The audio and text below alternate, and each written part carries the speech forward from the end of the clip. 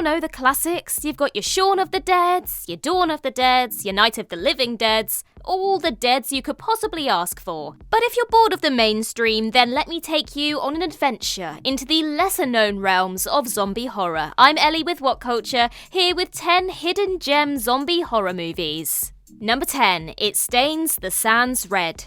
It Stains the Sands Red is exactly the type of movie that rewards you for venturing into independent horror. It's directed by Colin Minihan, who's now making waves after quietly building his resume with titles such as Spiral, Grave Encounters, and Z. This is a zombie movie like no other. Brittany Allen plays Molly, a woman who's trying to leave her tarnished past behind in a zombie-infested Las Vegas. With a remote airfield potentially providing a means of escape, she sets off on a life-changing journey through the desert on foot whilst being relentlessly pursued by a lone zombie. Thanks to its unique premise and small cast, the film makes for a much-needed and refreshing change of pace for the zombie subgenre. Rather than a group of survivors fending for themselves against an unforgiving horde of meat-hungry monsters, it offers a slow-burn escapade that's tonally diverse. Though it may not excel in any one area, it's a well-rounded indie that warrants your attention. Number 9, Dead Shack. This 2017 independent horror comedy is so little known that it doesn't even have a Wikipedia page, which is a shame because it's a short 85-minute blast of indie zombie fun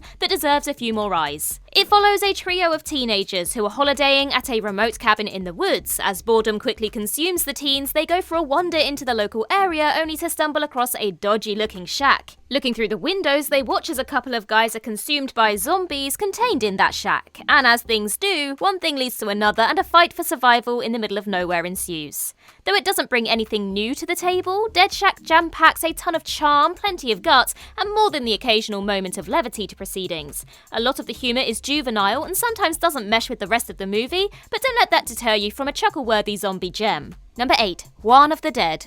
It's time to go international with this entry, as you're about to learn about one of the finest Spanish-Cuban zombie movies to ever be made. And on that note, it's probably one of the very few Spanish-Cuban zombie movies ever to be made. Now, don't let the terribly derivative title fool you. It's much better than it sounds. If anything, JUAN of the Dead does Romero proud. Not because its name is a shady imitation, but because the movie imbues political subtext into the narrative.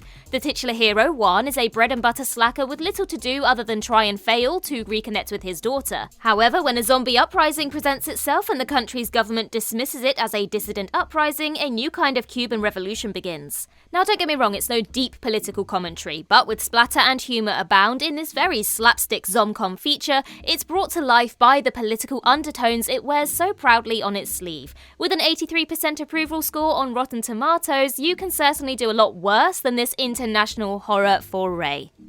Number 7, Wormwood, Road of the Dead. Trust the Aussies to deliver an action horror with plenty of bites. And what's better is that it's essentially Mad Max with zombies. If that tease of a description doesn't whet your appetites, then nothing will.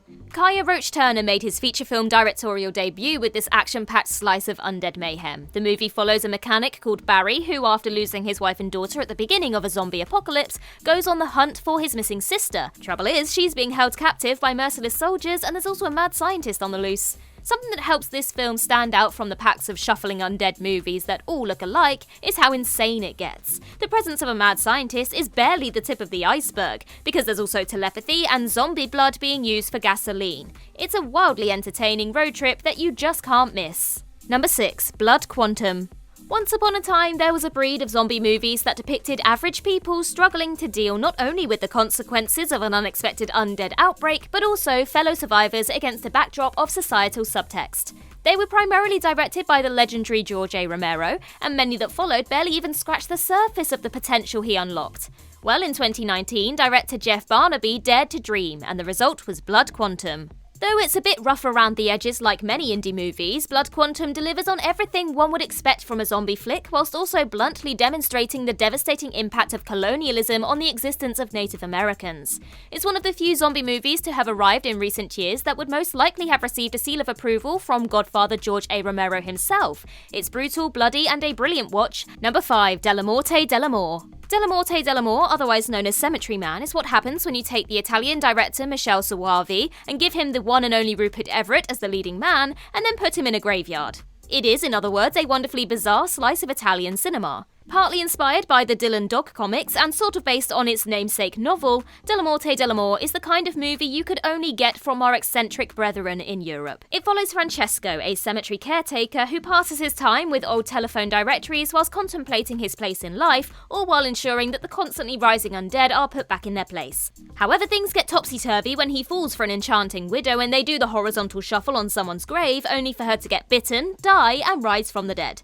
The narrative meanders and at times events feel nonsensical, but Everett's nonchalant performance combined with the movie's nutty events make this a zombie movie like nothing you've ever seen. Number 4. Dead Snow 2 Red vs. Dead. In 2009, the arrival of a little Norwegian movie called Dead Snow landed with an explosively bloody splat and arguably launched Nazi zombies back into the mainstream. 5 years later, it spawned a sequel that nobody asked for, but everybody should watch. The first film's director returned and picked up where the old film left off, now choosing to amplify the gore to absurd new heights. After sole survivor Martin discovers he is still in possession of a single gold coin from the Nazis' haul, he is once again relentlessly pursued by Herzog and his ravenous horde.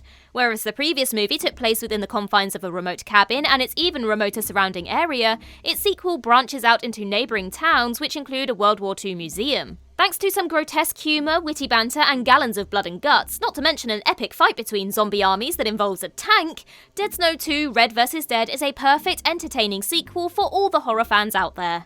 Number 3. The Revenant.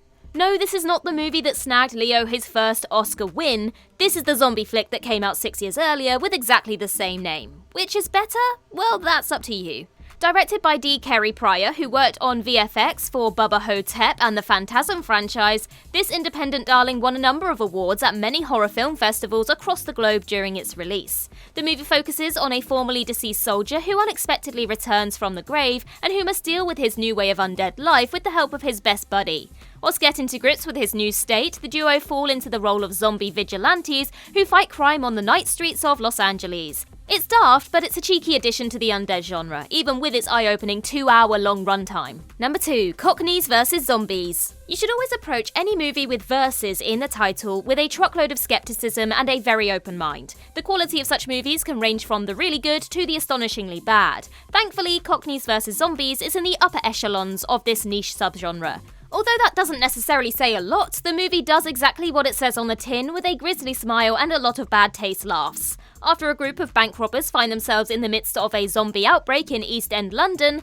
they must rush to the aid of their grandparents who are stuck fending for themselves in a retirement home and escape the capital. From a legendary roll call of homegrown actors going to war with zombies to Alan Ford swearing for Britain to the appalling but humorous kicking of a zombie baby, everything you could ever want from a brash British zombie feature, Cockneys vs. Zombies has it. Number 1. Dead and Breakfast. Spoofs are notoriously hard to pull off effectively. For every scary movie, you have a scary movie 4 and 5. It's even harder when you purposefully attempt to make a so bad it's a good movie, but Dead and Breakfast just about does it by reveling in the schlocky, low-budget nature of its own making.